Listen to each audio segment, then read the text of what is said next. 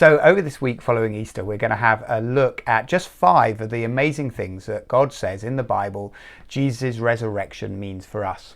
And I want to start us in one that's written by a guy called Peter, who is a great friend of Jesus. And later on in his life, he writes to a group of people who are facing lots of difficulties and trials. He says you're facing various trials. He deliberately doesn't name one because they're coming as a whole cluster. There's a whole number of them coming at the same time. Perhaps it feels a bit like us at the moment. Financial worries, anxiety, mental health, physical health, work challenges, children at home, on and on and on and on the list goes. Various trials. The amazing thing that Peter, as he writes to these folks, says is that he says in all of these you can greatly rejoice. That's 1 Peter 1 verse 6. In all of these trials you can have joy. Joy. Isn't that a bit of a shock? Kind of the last emotion you'd expect when life is difficult or hard. What does he mean by joy? Well, let me tell you the 2 things it's not. He doesn't mean some stoic denial of reality, some ostrich head in the sand pretending everything is fine when it's not. He's not calling us to whistle in the dark. Nor does he mean some external facade, some fake impression for others to see, which isn't true about how we're really feeling. No, he doesn't. He means something much more profound and much deeper than that. In fact, the answer comes just a couple of sentences before. Let me read. This is 1 Peter 1, sentence 3. He writes, "Praise be to the God and Father of our Lord Jesus Christ, because in his great mercy he's given us new birth into a living hope through the resurrection of Jesus Christ from the dead." Do you see that? He says you can have a living hope, and that living hope's name is Jesus. In the face of loads of trials and loads of difficulties, one of the things we have to have is hope, isn't it?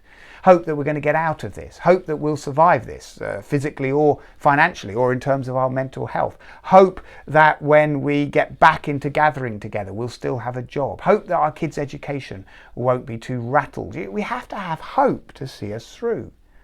But the reality is so many of those hopes are intangible and uncertain and lack any sense of being concrete or granite-like. They could just disappear. And they're abstract. They're just things. They're events, aren't they? I remember almost 2 decades ago now when I first read this, a friend of mine introduced this to me. I certainly wasn't trusting Jesus at that point. And they said, imagine a hope that is a living hope. Imagine a hope that is a relationship with a person that you can know. It's alive. It's a living hope. I was blown away by that prospect, that possibility, that actually the hope that's going to pull me through these trials isn't some uncertain or intangible thing or object. It's in fact a person who's alive and I can know them.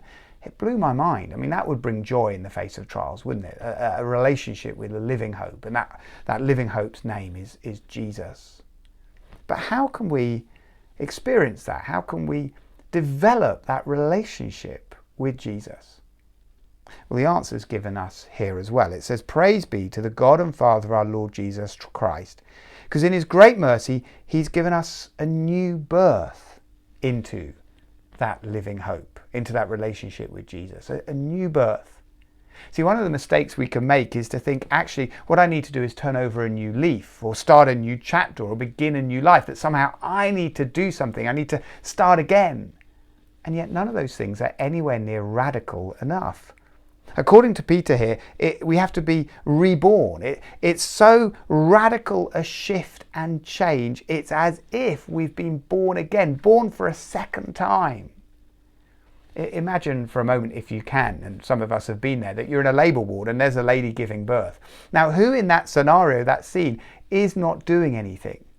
Well, of course, the lady, she's hard at work, isn't she, about to become a mum? Even the doctors and nurses, they're excellently carrying out their jobs and tasks and duties. Perhaps her partner's there, and even he has a token job, dabbing her forehead or whatever it might be. Now, the one person in that scene who doesn't do anything is the baby being born. And here Peter writes and says, look, this living hope relationship with Jesus, it's on offer. You can have joy in the midst of trials by knowing the living hope, and his name is Jesus. But what's required is to be born a second time, is to go through such a radical shift and change. It's like you've been born again. Not a new leaf, not a new start, but a new birth. And we can't do that. We cannot achieve that ourselves. It's out of our control. And so all I want to invite you to do as we come to the end of this little reflection is just quieten your heart and quieten your mind and say to God, God, would you birth me? In your great mercy, would you make such a change happen in me that it's like I've been born afresh a second time and I've come to trust Jesus and know him as my living hope. If you'd like to read more of this part of the Bible, then you can follow through the link in the description below. And if you'd like to discover more about the church, Christianity, or following Jesus, then please email us at the address below.